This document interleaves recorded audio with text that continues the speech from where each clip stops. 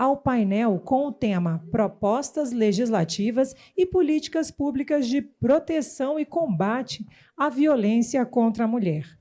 O objetivo do painel é discutir as propostas legislativas recentes e as leis já aprovadas que visam fortalecer o combate à violência contra a mulher.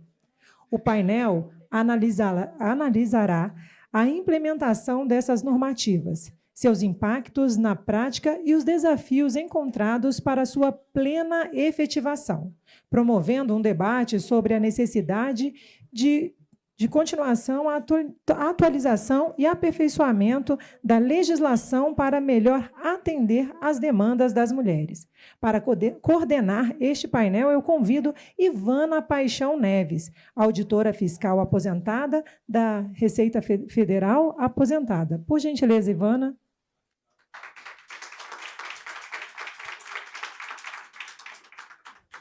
E como palestrantes, a senhora Herta Rani Teles Santos. Ela é procuradora da Fazenda Nacional, mestre em Filosofia e Teoria do Estado pela Universidade de Lisboa, doutoranda em Direito e Sociologia pela Universidade de Coimbra, co-idealizadora e cofundadora do movimento Tributos a Elas.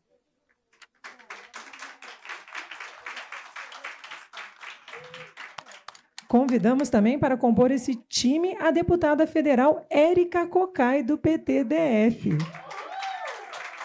Érica é bancária, formada em Psicologia pela UNB e, como deputada federal, tem atuado na defesa dos serviços públicos das mulheres e de pautas sociais. A senhora Tatiane Piscitelli, ela teve um problema de saúde e não poderá comparecer. Convido para fazer parte desse time o senhor Humberto Pinheiro. Ele é historiador com mestrado em História Social pela Universidade Federal do Ceará e doutorado em História pela Universidade Federal de Pernambuco, integrante do Corpus, Grupo de Estudos e Pesquisas em História do Corpus e das Sensibilidades. Perdão, gente, a Secura de Brasília judia a voz da gente, né? Eu passo a palavra à nossa coordenadora desse painel, Ivana Paixão.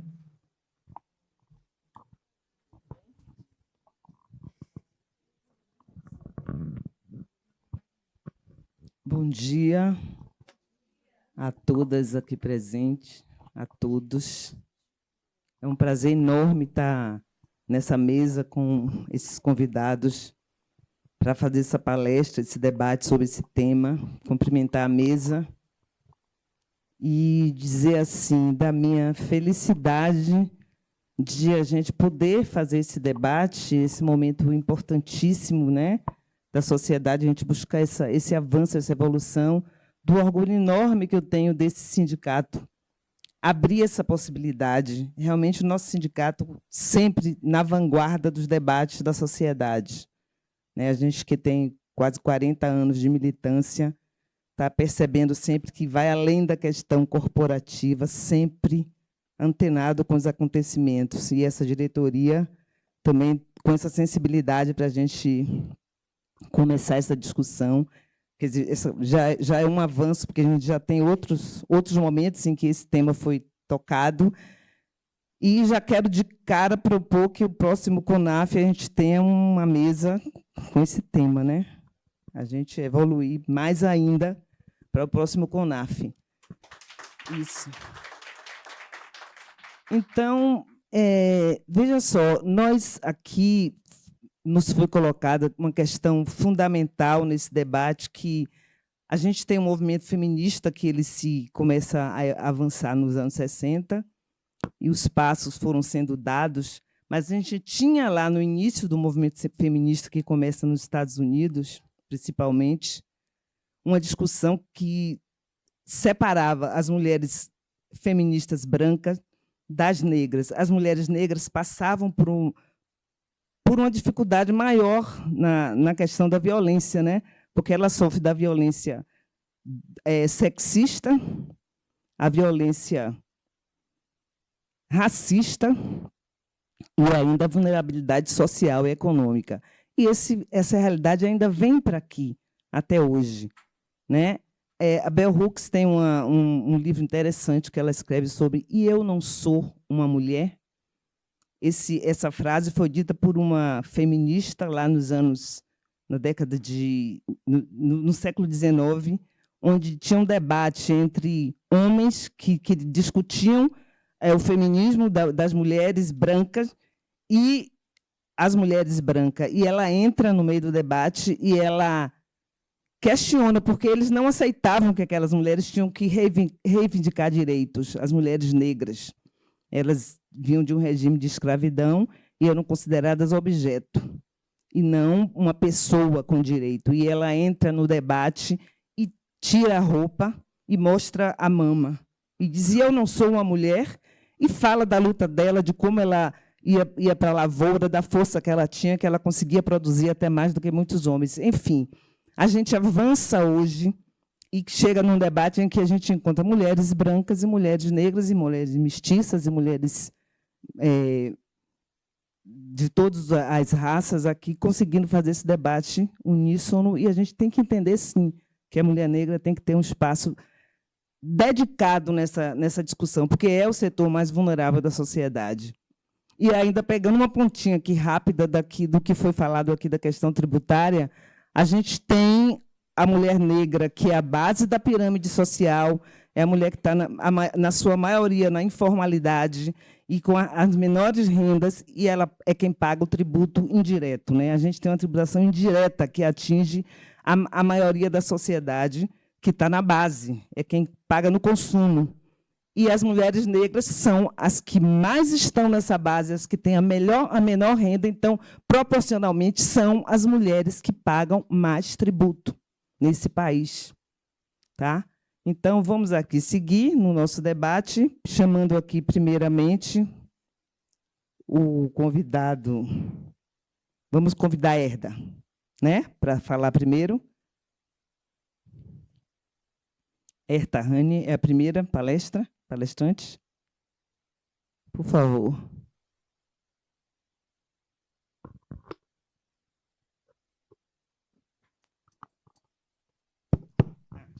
Acho que está funcionando. Olá, bom dia. Estamos aqui com a voz rouca também, né?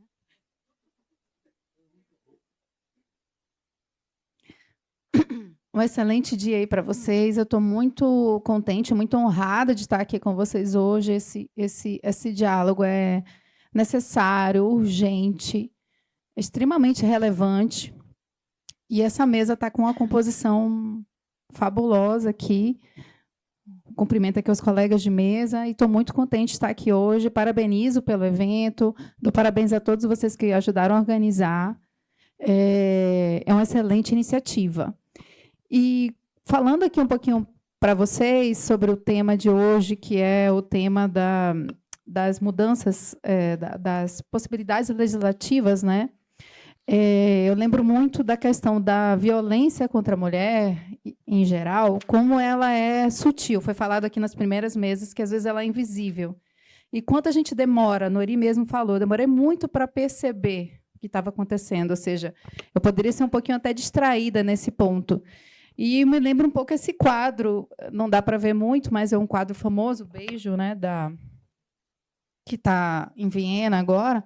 E dizem que ele é um quadro de romance, de amor e de paixão, mas quando eu vejo esse quadro, eu fico um pouco na dúvida, porque a mulher está ajoelhada, ela está meio ali sendo beijada de uma forma meio assim acuada. Então, assim, a violência contra a mulher, ela é assim, ela está nos meandros, ela está meio invisível.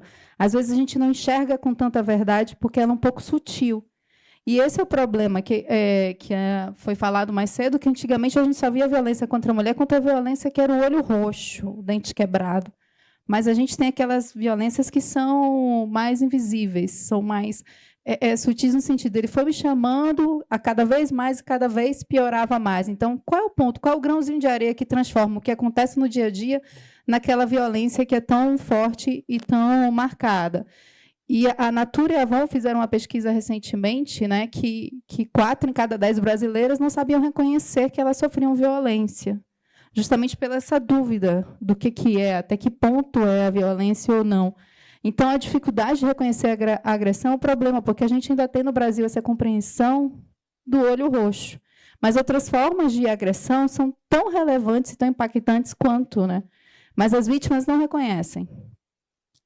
E a violência é cada vez mais naturalizada, cada vez mais...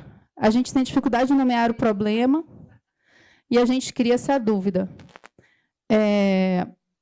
Mas ela tem todas as fases. Tem a fase em que você pode parecer que está bem com o namorado, tem a fase da tensão, tem a fase da explosão, tem a fase da lua de mel, e vai nesse ciclo eterno ali daquela violência que vai se alimentando. Mas a violência psicológica, então, por exemplo, nessa caminhada minha feminista, já conversei com muitas colegas, e aí muitas diziam, eu pensei que era só comigo. Aí depois que eu ouvi você dizer que era uma coisa que várias outras mulheres sentem, mas eu achei que era só comigo, só naquela reunião, só naquela situação. E dia desse eu estava conversando com uma pessoa que, para mim, era muito clara a situação de violência psicológica que ela estava vivendo, em várias outras categorias, mas ela não tinha percebido. Então, para ela, não entrava na Lei Maria da Penha, não era violência. Eu falei, olha o que você está sofrendo aqui, ameaça, constrangimento, humilhação, manipulação. Tudo isso é violência e você não está percebendo o que está vivendo. Então, tantas mulheres que passam por isso e não percebem, e esse é um problema também que envolvendo, por exemplo, o Gaslighting, que é baseado nesse filme aqui, que era uma peça de teatro em que era um suspense em que o rapaz ficava ali apagando a luz, diminuindo a luz, que era baseada na luz a gás, por isso que esse nome do Gaslight, para fazer parecer que a moça era maluca. Ela dizia, eu vi a luz, aumentou, a luz diminuiu. Ele, não, você está vendo coisa. Então, essa questão da gente fazendo coisas que vão deixando a mulher na categoria da louca, né? Da que não está enxergando, da que não está sabendo. E, curiosamente, o filme, a atriz que fez o filme ganhou o Oscar, ganhou Globo de Ouro e várias outras coisas. A violência moral também está envolvida, a violência patrimonial. A gente vê, a doutora Annelise falou na palestra aqui antes de mim, na abertura, e a gente viu quantos casos de colegas minhas, sou procuradora da Fazenda Nacional, a gente conseguiu passar no concurso público, está estável, mas eu tenho casos de colegas minhas que quem sabe a senha do banco dela é o marido. E é o marido que transfere o dinheiro, é o marido que paga a conta, é o marido que faz empréstimos e mais empréstimos no nome delas, empréstimos consignados, e ela não tem acesso à conta. Então, assim, a violência está em todas as categorias, desde as mulheres negras, as mulheres de base, mas as mulheres também em outras situações e que estariam mais estáveis, inclusive. E essa colega minha teve que ir embora, se separar do marido. Foi um caso também que ela precisava se remover de urgência. E ela não tinha dinheiro para comprar passagem aérea, porque ele já tinha feito tanto empréstimo que já tinha zerado a conta bancária dela. E ela teve que comprar nas milhas, ela teve que vender a farda do filho para poder viajar. Enfim, assim, é muito comum. E a gente vê, tenho várias pessoas que estão nessa situação, sejam médicas, pessoas bem-sucedidas, mas esses tipos de violência, às vezes, eles ficam ali invisibilizados e as pessoas não prestam tanta atenção. Mas aí o que o poder público pode fazer? Recentemente saíram várias leis muito interessantes. Essa lei de licitações e contratos administrativos, no artigo 25, fala que o edital pode regulamentar e exigir a mão de obra que seja de mulheres vítimas de violência doméstica, e o decreto regulamentou para dizer que são 8%, e as vagas incluem mulheres trans e outras possibilidades de gênero feminino, são prioritariamente dadas para mulheres pretas e pardas, e há uma questão do sigilo também envolvido, ou seja, o Ministério das Mulheres vai ali fazer parcerias com as entidades para poder indicar ali as pessoas que são as mulheres vítimas de violência doméstica e como é que elas podem ser contratadas. E o decreto proíbe que a mulher tenha que comprovar que ela foi vítima de violência doméstica. Não é isso. Na verdade, há parcerias entre as entidades que acolhem as mulheres vítimas de violência doméstica, o MGI, o Ministério das Mulheres, por meio de uma adesão, para que esses nomes sejam passados e as pessoas sejam contratadas.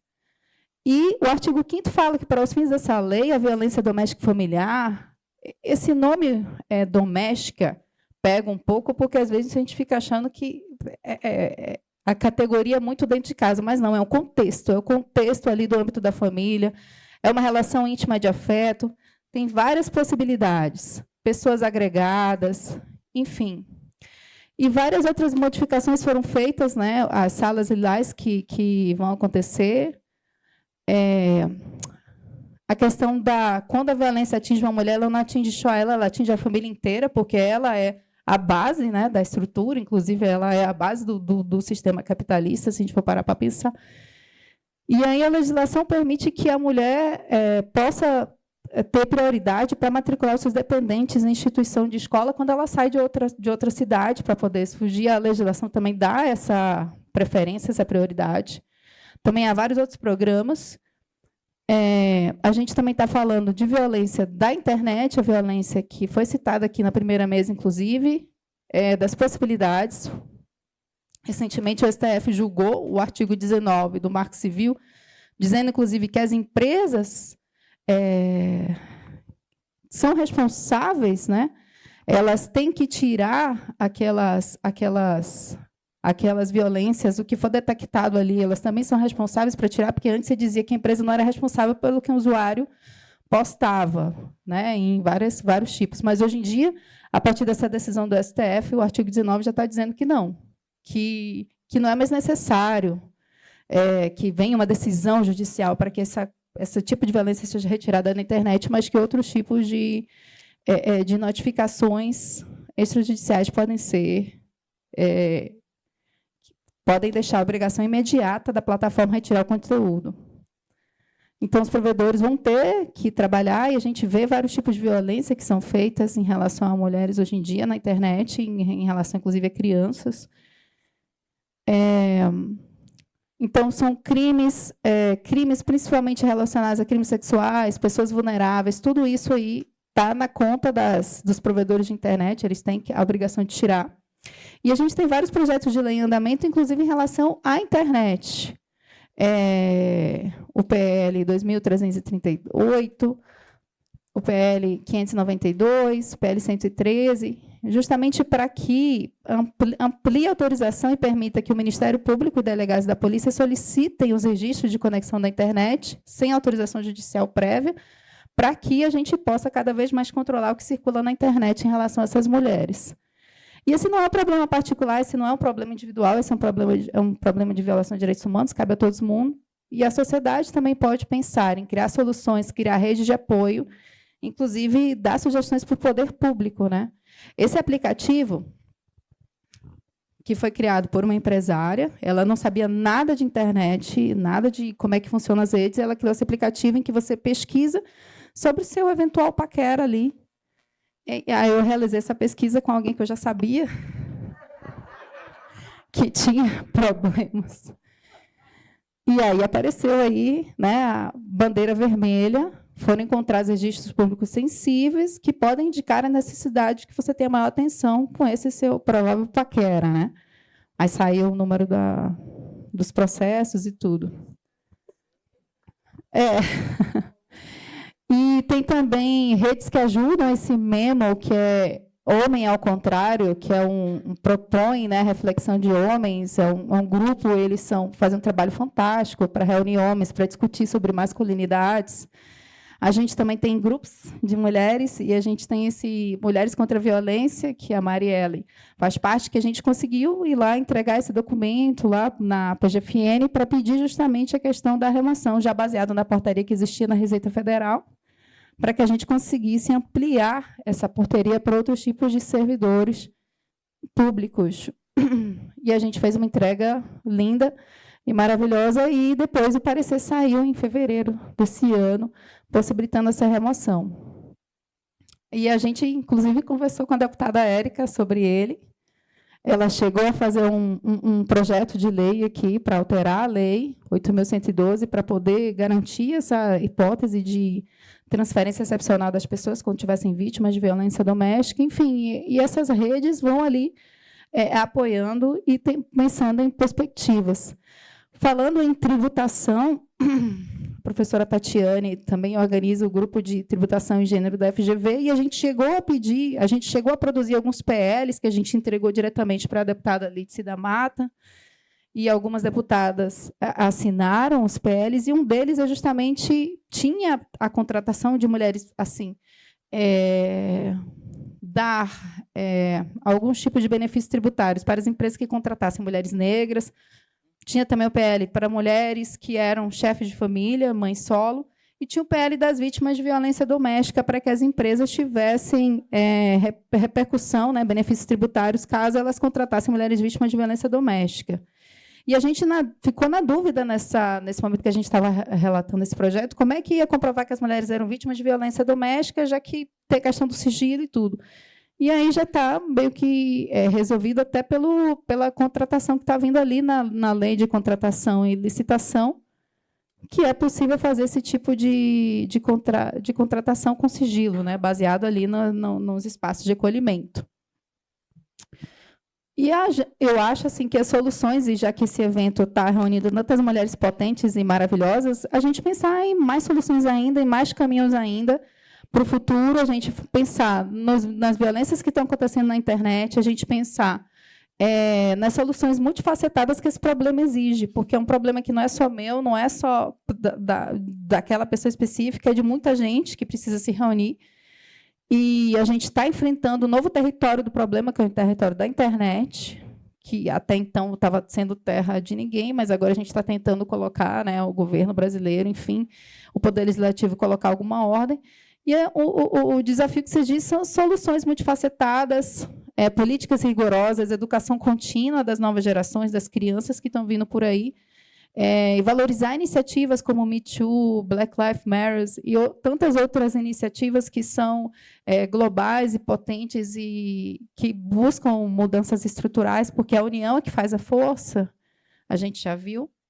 E deixo aqui aí o meu convite para que a gente continue se mobilizando sempre, porque é um passo crucial na criação de um ambiente mais justo, mais tranquilo, mais saudável para todas nós. Todas nós mulheres precisamos estar envolvidas num ambiente que a gente se sinta segura para trabalhar, segura para cuidar dos nossos filhos, segura para seguir adiante, para atravessar a rua, para estacionar um carro, enfim, para que a gente tenha uma vida de segurança, para que a gente possa trabalhar bem, a gente possa liderar, liberar instituições, já que a gente falou aqui no começo de lugares que estavam sem mulheres na ponta ali, como governantes, como cabeça ali daquelas instituições. Para que a gente possa fazer isso, a gente precisa de segurança, a gente precisa de união e precisamos estar todos juntos. Obrigada aí pela oportunidade de falar para você.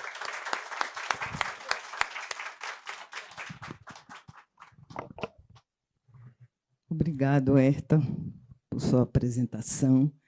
E eu quero aqui lembrar de um depoimento também que eu quero fazer em relação à Receita Federal, né? Eu trabalhei 33 anos e lá eu vi, presenciei e vivenciei também as situações de assédio moral, assédio sexual, de injúria racial.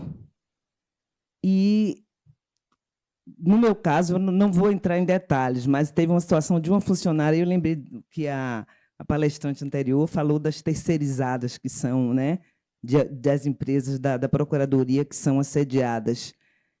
Uma menina terceirizada teve uma situação de assédio gravíssimo com ela, e ela teve coragem de me chamar para me contar. E aí eu quis compartilhar aquilo com outra pessoa que é uma militante assim de ponta no serviço, ela sempre toma a frente. Aí, quando eu relatei para ela o que a funcionária secretária tinha me dito, ela saiu como um rompante, ela nem esperou eu concluir detalhadamente a coisa, saiu como um rompante, foi perguntar para a menina, aconteceu isso assim, assim, assim. Ela se assustou e disse não. E era o chefe, né? O cara era o chefe de todas nós. E ela disse não, e aí eu percebi pela reação dela que era uma dificuldade para ela enfrentar aquilo, por isso que ela negou. E a coisa ficou parada, ficou sem dar seguimento. A gente não tinha esses institutos que hoje nós temos para denunciar, para buscar ajuda, para buscar apoio. Isso é fantástico, é maravilhoso que aconteça isso dentro daquela instituição. Tá? E o histórico familiar meu é de um pai também, que a gente cresceu, ele tinha 4 filhas e 2 filhos. E ele dizia, minhas filhas vão estudar, minhas filhas só vão se casar depois de formada. E namorar era um problema, viu? Era tudo assim, complicado, porque ele não dava muita folga para a gente, não. Mas só vão se casar depois de formadas. Eu não quero filha dependente de homem. Se não prestar, manda embora. Eu vi minha adolescência toda isso. E assim foi, né? Eu tive uma irmã, inclusive, que se formou em odontologia numa semana e casou na semana seguinte, porque não podia casar antes. E assim todas nós seguimos. Então, esses exemplos são muito importantes, né, da gente ter. E a gente também, além da gente estar atenta para o que está acontecendo com a gente, observar as colegas também, dar apoio, dar esse suporte quando precisar. Eu acho assim, muito difícil uma pessoa que não tenha sofrido, uma mulher, pelo menos, que não tenha sofrido algum tipo dessas tantas violências, né, que a gente tem. Violência patrimonial, violência, assédio moral, sexual, tem que estar muito desatenta, distraída, né? Eu acho que não existe essa situação se a mulher estiver atenta e perceber os movimentos que estão em torno dela. E aqui depois eu vou perguntar agora. Alguém aqui que, assim, quem de vocês já vivenciou ou presenciou uma situação desses tipos de violência que a doutora explicou aqui? Quem levantaria aqui a mão para dizer? Então, homens também aqui levantando a mão, está vendo? Então, realmente, esse debate é importante, necessário, urgente. E vamos com tudo para cima dele. Agora, eu quero chamar para palestrar Humberto Pinheiro, doutor Humberto Pinheiro. Bom dia, boa tarde, quase, eu não sei. Então tá. É porque eu perdi, tá tão interessante que eu perdi um pouco a noção do tempo. Então, primeiro quero dizer que é uma honra estar aqui, uma grande alegria cumprimentar a mesa, cumprimentar os organizadores, as organizadoras do evento, dizer que é muito importante a realização dessas atividades de um evento como esse, porque foi por meio de eventos, de seminários também, que muito das violências contra as mulheres aconteceram ao longo da história, especificamente da história do Brasil. E eu vou falar um pouco como historiador, né? Eu sou historiador e quero trazer um pouco essa perspectiva histórica sobre essa questão, as desigualdades, as injustiças de gênero no Brasil, especialmente, e as formas de violência contra as mulheres, especialmente as formas insidiosas da violência.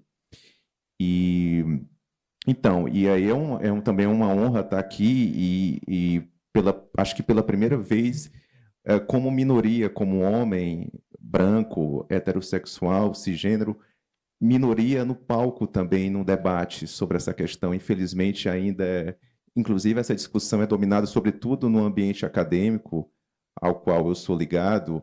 É um debate ainda que tem muita presença masculina, que deve estar presente, claro, como já foi falado aqui anteriormente algumas vezes, mas esse é um protagonismo que deve ser das mulheres, né? Sem dúvida nenhuma, como vários outros. E aí eu reconheço que esse não é meu lugar de fala, né? Por estar nessa condição, por ter esse perfil racial, esse perfil de gênero, eu nunca passei por essa experiência, mas presenciei, vi, e especialmente como pesquisador estudioso do tema, ao longo da minha trajetória acadêmica, sempre estudando história das mulheres, questões de gênero, especialmente na minha tese de doutorado, quando eu estudei a história da prostituição em Fortaleza, no Ceará, no início do século XX, eu pude entender muitas questões que contribuíram para formar, para estruturar as injustiças de gênero no Brasil, porque muito aconteceu na história, nessa hierarquia racial, hierarquia de gênero, né? eu anotei muita coisa aqui das falas anteriores, das mesas anteriores, que estão me ajudando muito a pensar, a organizar aqui minha fala, trazendo essa perspectiva histórica, e a fala da Clátia aqui, na primeira mesa, ela falou da responsabilidade do Estado na produção da inferioridade das mulheres e tal, dessas hierarquias de gênero. E muito dessa configuração, dessas desigualdades de gênero, aconteceram por meio dos corpos racializados, das mulheres racializadas, das mulheres pobres e racializadas, que se viram quase como um experimento pelo Estado, inclusive, para criar, para configurar uma desigualdade e para, inclusive, produzir um inconsciente coletivo, uma memória coletiva dessas diferenças que eram naturalizadas, essencializadas, né? Porque eu achei interessante quando a Adriana falou da escola doméstica, né? Que os pais dela teriam a mãe, não sei se eu estou lembrando corretamente, o pai falou que a mãe falou que a filha iria para uma escola doméstica, e o pai se colocou contra, né? O que foi uma exceção, especialmente uma exceção na história do Brasil. E aí eu fiquei lembrando, porque eu já tinha preparado aqui um ponto que é exatamente como na história, no início da história do Brasil republicano, e é interessante que isso é sintomático, que eu vou falar, que o primeiro código, a primeira codificação legal da República Brasileira foi o Código Penal, de 1890. Né? A República é inaugurada com um Código Penal, e isso é bem sintomático. A Constituição veio um ano depois, que é de 1891. E isso diz muita coisa porque, como havia ali aquela transição do trabalho escravo para o trabalho assalariado, isso do ponto de vista formal, né? Porque o trabalho escravo continuou como continua até hoje. Né? Seria um cinismo histórico dizer que houve uma abolição da escravidão. Né? Por isso que há um campo de estudo que discute o pós-abolição, no qual essas questões estão presentes, né? Discutindo como o trabalho escravo, inclusive há todo um debate sobre se na lei é trabalho análogo à escravidão, há toda uma reivindicação que seja definido como trabalho escravo mesmo, né? Porque esse análogo já dá uma suavizada, muitas vezes pode ser usado como uma forma para burlar, para disfarçar o que de fato é um trabalho escravo, né? De profunda acumulação primitiva do capital. E aí eu já lembro também a fala da professora Isis, há pouco, quando ela fala dessa questão da luta de classes do feminismo, né? Já que durante uma boa parte do século XX houve um certo debate sobre se haveria uma relação, né? Se os debates feministas, a crítica feminista da história, da sociedade, ela não estaria tirando um pouco essa perspectiva das desigualdades econômicas, das desigualdades sociais, que a questão da luta de classes traz. Mas, claro que não, né? Por isso que há vários pensadores, como a Angela Davis, a Silva Federici, que colocam a questão da interseccionalidade. Né? É impossível não pensar a relação entre classe, raça, gênero, né? Sobretudo na história do Brasil, cuja sociedade, cuja a estruturação legal foi feita toda em cima dessa relação e das opressões que passavam de maneira totalmente cruzada por esses três aspectos. Né? E aí, voltando para a escola doméstica, né, que a Adriana citou, e aí, voltando também para o início da República, qual era a grande preocupação? Poxa, fim do trabalho, fim do império, fim da escravidão, fim de uma estrutura do poder patriarcal que se organizava de maneira com as suas hierarquias, inclusive as hierarquias de gênero, de maneira natural, especialmente sobre as mulheres. Estava muito clara ali a posição do patriarca. Com a República, né, com certos dispositivos legais que falavam da igualdade de direitos, que todo mundo seria cidadão, e isso começa a preocupar o patriarcado, né? Que não é só uma pessoa, é também uma pessoa, mas é toda uma, digamos assim, uma atmosfera social, uma estrutura. Por isso que é importante a gente falar de questões estruturais, racismo estrutural, machismo estrutural, sexismo estrutural, porque isso está além de posicionamentos, de comportamentos individuais. Por isso que a Angela Davis fala, grande pensadora feminista negra norte-americana, estadunidense, fala que não basta não ser racista, tem de ser antirracista, né? Porque aí você remete a essa questão estrutural. Não é só você tentar se escapar dizendo que, não, mas eu não penso assim, eu não faço isso e tal, eu não pratico isso.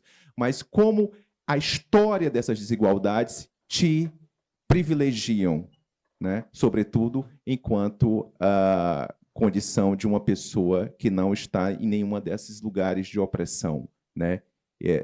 Como é que você foi beneficiado historicamente, socialmente, por essas desigualdades, né? E isso é também uma maneira de fazer uma autocrítica, uma autorreflexão no meu lugar, como um homem branco, né? Como eu fui beneficiado historicamente por essas desigualdades estruturais no Brasil, que foram tantas vezes essencializadas, naturalizadas. E aí, a invenção das escolas domésticas surge exatamente nesse momento, quando começa uma suposta igualdade formal no Brasil, do ponto de vista legal, e aí surge a preocupação de como conter as mulheres, fazer com que as mulheres, especialmente as mulheres negras, pobres, permanecessem numa posição de dependência em relação aos homens, né? E aí, rapidamente, vem o Código Penal e vem o Código Civil de 1916, estabelecendo que a mulher era dependente, era inferior, que o homem está lá na lei, no Código Civil de 1916, era a cabeça, era o dono do consórcio conjugal, né? Da empresa conjugal, era o homem que comandava. Então, tudo que fosse da mulher, o que eventualmente estivesse ligado a ela, passaria automaticamente para o homem. Isso é uma forma de garantir, sem aquelas leis do Império Brasileiro, essas diferenças, essas hierarquias de gênero. E aí tem uma outra, e as escolas domésticas surgem exatamente para tentar impedir que as mulheres reivindicassem ou pudessem reivindicar outros espaços que não a vida doméstica, que não a domesticidade, que era uma forma dos homens controlarem as mulheres, inclusive exercendo várias formas de violência, né, que eram naturalizadas, né? A ponto, por exemplo, e o que mais me chamou a atenção quando eu desenvolvi a minha tese de doutorado, e aí por isso eu decidi dedicar um espaço específico para esse ponto, que é quando o Código Penal faz uma distinção entre mulher honesta e mulher desonesta, né? Especificamente, era dito da seguinte maneira: mulher virgem ou não, mas honesta. E mulher desonesta. Essa distinção, que surge com o Código Penal de 1890, fundando a República Brasileira e fundando uma república de hierarquias de gênero e de raça no Brasil, uma refundação dessas hierarquias, como eu gosto de dizer, vai fazer a distinção exatamente para que essas mulheres que não fossem mais virgens, mais honestas, ou seja, eram as mulheres casadas, né? Aquela que não seria mais virgem, sobretudo solteira, por exemplo, ela já estava enquadrada como uma mulher desonesta pela lei. E se eventualmente, ou melhor, não eventualmente, corriqueiramente, como de fato acontecia, ela fosse estuprada, violentada sexualmente, violentada carnalmente, o Código Penal chamava de violência carnal, não existia esse conceito específico de estupro, essa mulher que não fosse virgem e nem honesta, por não ser casada, por exemplo, ela não poderia reivindicar a punição, a condição de vítima em relação ao seu agressor. E o seu agressor poderia, por ter sido uma mulher desonesta, usar isso como um atenuante. Isso vai atravessar todo o século XX, até principalmente... estreou recentemente a série sobre a Ângela Diniz, né? Está repercutindo bastante. Quando os advogados do Dock Street, né, o assassino dela, eles usam a tese da legítima defesa da honra, essa tese ela também surge no Código Penal de 1890, embora já existisse antes, mas é reestabelecida, é reorganizada para o contexto republicano, que tem uma relação direta com essa questão da mulher, dessa tipificação da mulher desonesta, que também está lá atrás. Uma coisa está ligada à outra. Tanto que, no argumento da defesa do assassino, ele vai usar constantemente que ela transava com vários homens e tal, que ela não queria nenhum compromisso sério, ou seja, vai estigmatizá-la dessa maneira, né? Tendo sucesso, como vocês sabem, né? Porque ele vai ser absolvido, né? Base nessa argumentação garantida por lei. Então, assim, essa distinção entre mulher desonesta e mulher honesta, que também tinha um corte racial, claro, né? O fato de ser uma mulher racializada, de uma mulher negra, já colocava, porque as mulheres negras, por serem as que estavam também como maioria das mulheres pobres, elas não tinham condições de casar, mesmo que quisessem, que se relacionassem, que estivessem se relacionando com alguém, num relacionamento estável, morando com uma outra pessoa, com um outro homem. O fato dela ser uma mulher negra e pobre já colocava automaticamente, como eu cheguei a ver em alguns processos crimes que eu analisei, casos de mulheres que foram violentadas, foram estupradas e que não conseguiram processar o seu agressor porque elas eram identificadas como mulheres, como uma mulher desonesta por não ser casada, e mais ainda por morar com um homem sem ser casada. Então, essas são formas da história do Brasil de como essas violências são insidiosas, né? Elas são sutis. E essa luta, ela deve ser, essa luta pela eliminação, pelas eliminações das violências contra as mulheres, tem de ser constante porque essas questões elas vão se reconfigurando. Foi falado muito aqui nas mesas anteriores de como essas opressões, essas desigualdades, essas hierarquias vão sendo se transformando ao longo da história. E o mais grave,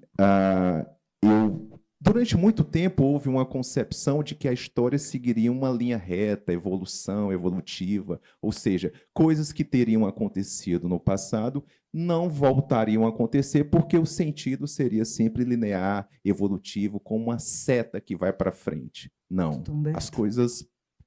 Nossa, eu me empolgo, porque... Perdão, gente, eu vou começar... Desculpa, perdão. Mas eu vou concluir. Perdão, claro. Eu tenho um problema sério com o tempo. Eu me perco, não obstante ser um historiador. Sim, claro. E aí... Eu vou terminar, juro. Tudo bem. Perdão mesmo, pessoal. E aí, porque também vocês me fizeram pensar várias outras coisas com as falas aqui.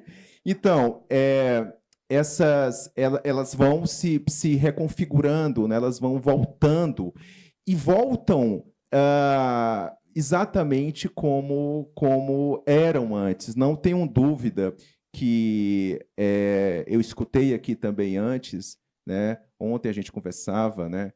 Eu conversava com a Mariela e a gente falava exatamente disso, como muitas vezes numa situação de crise política, de tensão política, os primeiros grupos a perderem seus precários direitos recém-conquistados, historicamente, são as minorias, mulheres, negros, homossexuais, são imediatamente os primeiros grupos a perderem. Não por acaso, a gente vê aí o avanço sobre essas conquistas, sobre esses direitos, dessa reconfiguração do neofascismo no Brasil, né? Isso não é novo. O Brasil foi o país que teve o maior partido fascista fora da Europa, nos anos 20 e 30, o integralismo. E o seu lema era Deus, pátria, família e propriedade. Exatamente os argumentos que são usados para, inclusive, sustentar essa opressão e essa hierarquia. E aí, para fechar mesmo, eu lembro que a Silvia Federici, num belíssimo livro, Caliban e a Bruxa, ela mostra como o capitalismo está na origem do patriarcado, do racismo moderno. A gente não pode pensar uma coisa sem a outra. Ela fala de como o Estado, né, lembrando também a fala da Cláudia aqui antes, ele foi responsável por organizar a violência contra os corpos das mulheres, porque, de uma maneira direta e indireta, o estupro sempre foi tolerado, a violência sexual sempre foi tolerada pelo Estado moderno como uma forma de controlar os corpos das mulheres, que era uma forma de ampliar a acumulação primitiva do capital, porque você tem um domínio de uma maneira geral, metade da humanidade, sempre teve essa proporção, 55%, 53%, a relação numérica entre homens e mulheres na história. Então, você teria uma forma de dominar metade, garantindo todo um acúmulo econômico, social, em cima desses corpos, né? Por isso que há sempre esse retorno desse discurso. E aí, por isso que eu trouxe, para fechar, como epígrafe dessa minha frase, esses 2 versos de uma canção que foi um clássico do Deep Soul dos anos 50, 60, da música negra norte-americana, cantada por Billie Holiday, Ella Fitzgerald, Nina Simone, que diz exatamente isso, né? Fala de uma conversa de um filho com a mãe que ele está se apaixonando por uma garota, e aí ele diz: mamãe, eles falam que ela é uma má menina, tudo porque ela quer ser livre. Obrigado, gente. Desculpe aí. Obrigada, obrigada, doutor. Então, vamos dar seguimento aqui agora com a deputada Érica Cocai.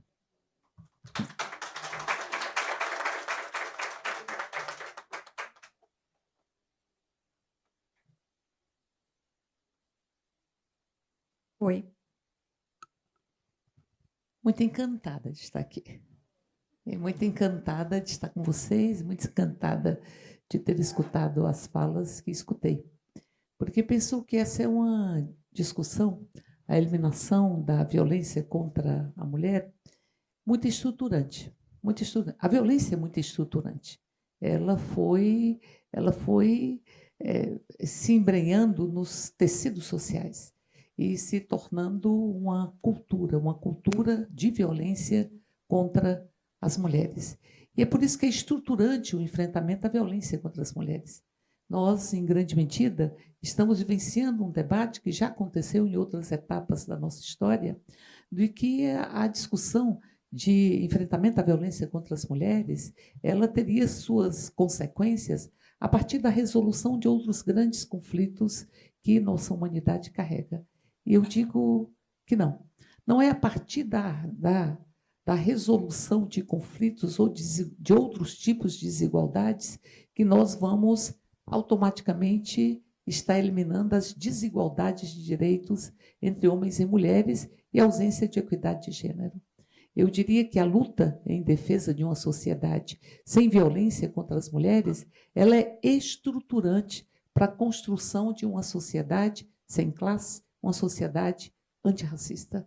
E é importante, e aqui já foi falado sobre isso, é quando Angela Davis fala: não basta não ser racista, é preciso ser antirracista. E muito hoje se fala que há uma polarização, que é preciso eliminar as polarizações. E eu digo, mas vamos situar quais são as polarizações. Nós estamos com a polarização entre democracia e entre ditadura, entre civilidade e entre barbárie, entre o racismo e a luta antirracista, entre o sexismo e a luta feminista.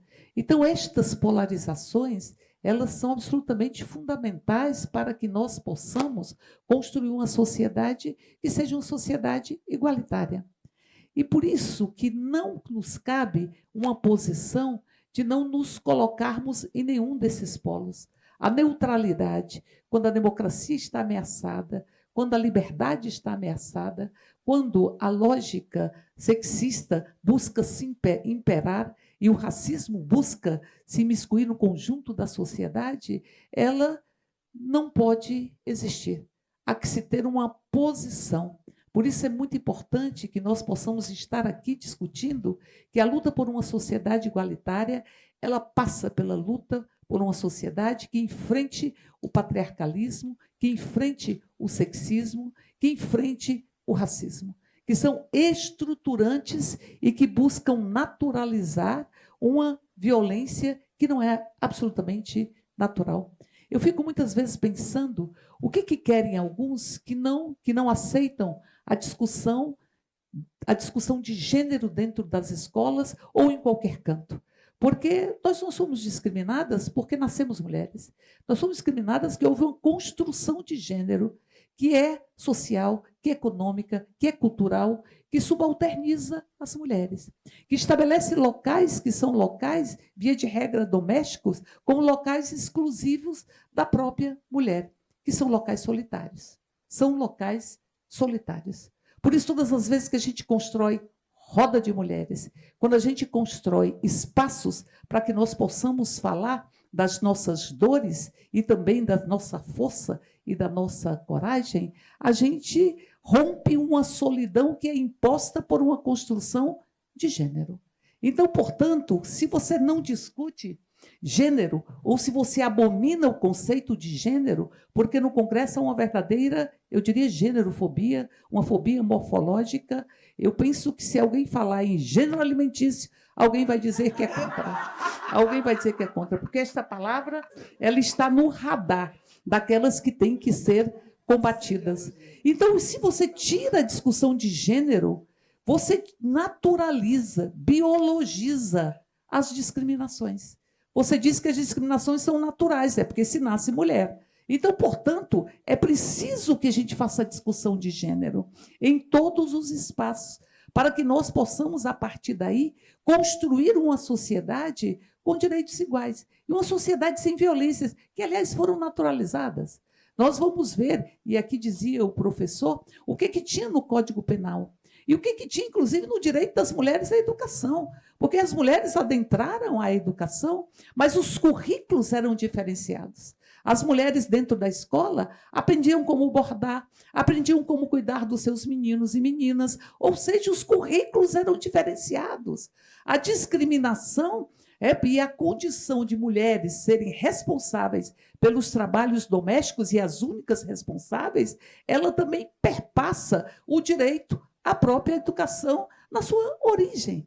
Então, portanto, os desafios são imensos. E nós vamos ver no Código Penal que havia a violência patrimonial, essa que foi tipificada em 2006 como violência doméstica, porque foi a Lei Maria da Penha que tipificou. Existe uma violência que não é do olho roxo, como a Herta falava, mas existe uma violência que deixa marca na alma e que é igualmente doída. A violência patrimonial, a violência sexual, a violência moral e a violência psíquica, que ela existe, penso eu, em todas as outras formas de violência. Ela é uma violência transversal. Porque se a violência patrimonial, a violência psicológica. Se a violência sexual, se a violência, enfim, moral, se a violência, qualquer que seja a violência, ela vai carregar uma profunda violência psicológica. Então, portanto, nós estamos aqui fazendo uma discussão de como é que nós, em roda, podemos ir em roda, em rede, em tranças, em teias, qualquer que seja a denominação, para que nós possamos falar das nossas dores, para identificar os tetos de vidro. Porque se a violência é naturalizada, ela não é percebida enquanto tal. E ela vai se reproduzindo. São os tetos de vidro. Se você não vê o teto de vidro, você não pode combater o que você não vê. E, ao mesmo tempo, se há um teto de vidro que te impede de chegar onde você pode chegar, mas ele é invisibilizado, a culpabilização vai ser culpabilização para as mulheres, porque não chegam onde poderiam chegar. E a gente não escuta isso na Câmara? Ah, mas mulheres não gostam de política. Moço, mulher faz política todos os dias. É mulher que está discutindo as políticas públicas. São as mulheres que se organizam para unificar as suas vozes e chorar de forma coletiva e em movimento os úteros negros que perdem seus meninos para as balas que nunca são perdidas. são as mulheres que estão se organizando nos territórios para reivindicar os seus direitos e, inclusive, para trabalhar políticas públicas. Então, portanto, aí se tem uma culpabilização. Ai, a tal da culpa. A tal da culpa. Que instrumento profundo de dominação. Que instrumento profundo. Aí você tem as ditaduras da perfeição. A ditadura da perfeição. Se a mulher adentra um espaço que culturalmente foi ocupado pelo homem, não pode errar. Porque se erra, não é porque todo mundo erra. Erra porque está no local que não deveria estar. E aí vem a ditadura da perfeição, o medo de errar, o medo de caminhar e de errar e de comprovar que não se erra porque não se está no lugar que não se deveria estar, porque lugar de mulher, a gente já diz, é onde ela quiser. Mas tem as ditaduras da perfeição.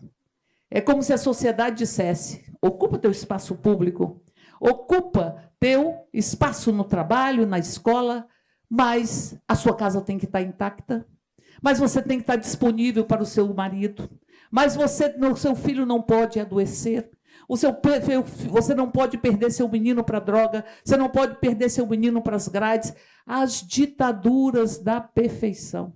E quantas vezes as mulheres vão trabalhar e deixam seus meninos, e os meninos não sabem que você vai voltar, e os meninos choram, e ela se sente culpada, porque está indo trabalhar.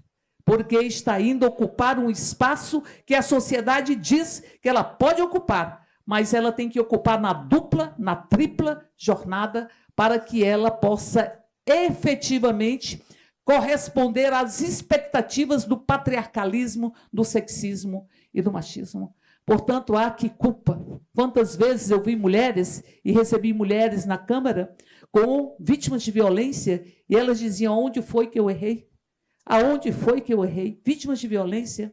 Ou quando os meninos são perdidos para as drogas ou para as grades, ela diz, aonde foi que eu errei? Então, que culpa é essa que a gente tem que arrancar de dentro da gente? Porque culpa destrói a autoestima. E quando se destrói a autoestima, você se sente inferiorizado e deslocado e estranhada no local que você está efetivamente exercendo a sua própria humanidade.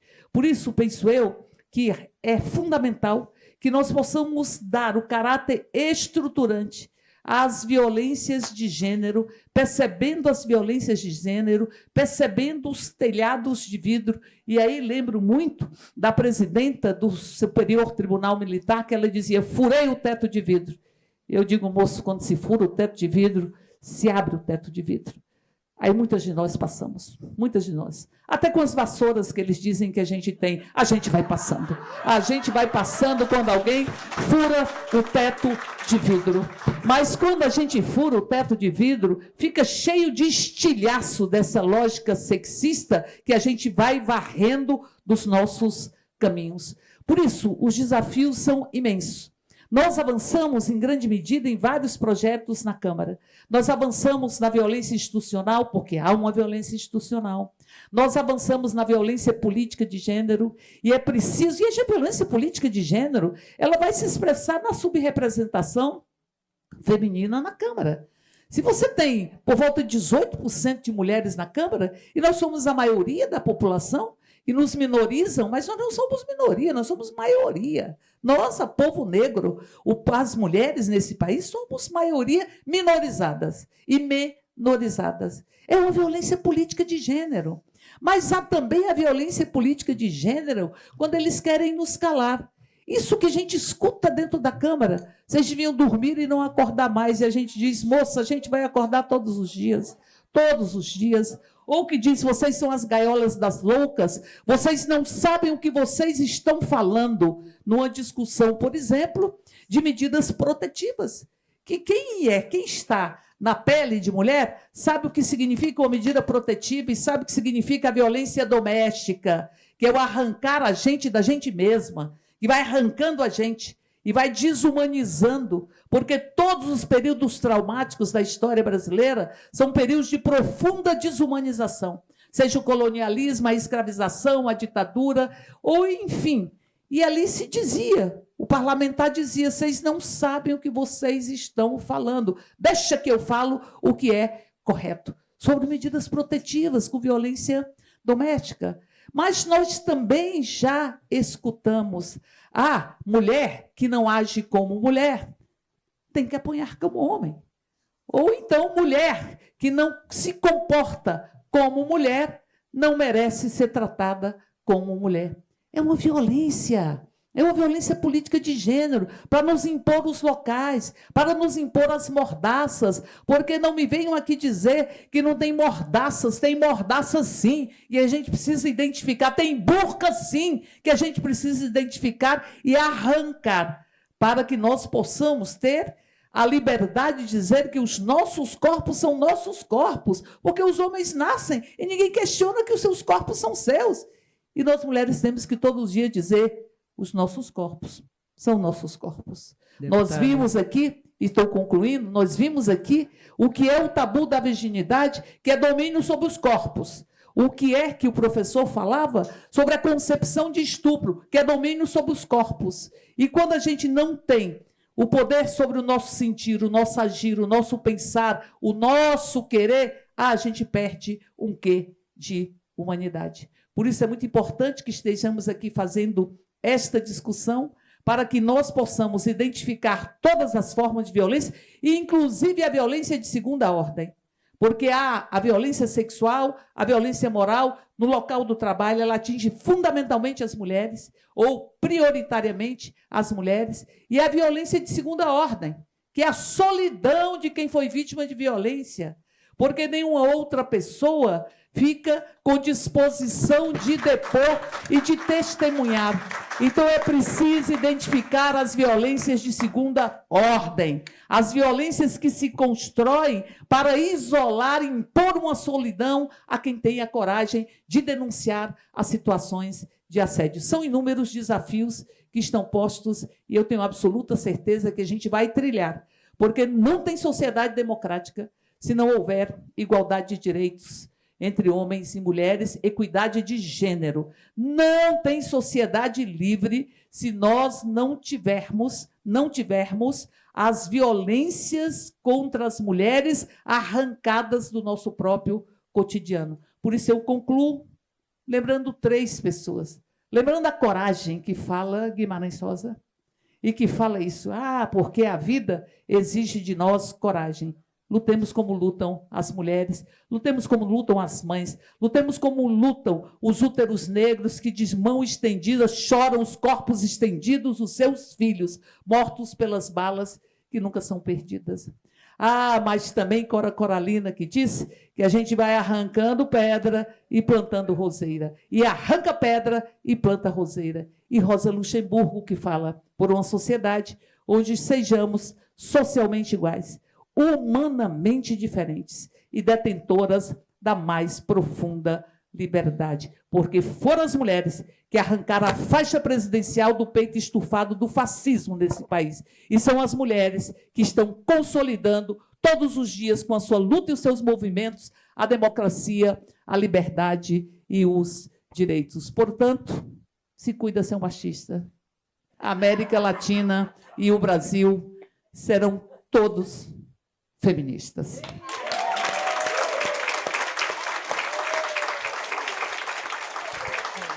Então, fechamos aqui, né, com brilhantismo esse painel maravilhoso. Parabéns a todos, palestrantes.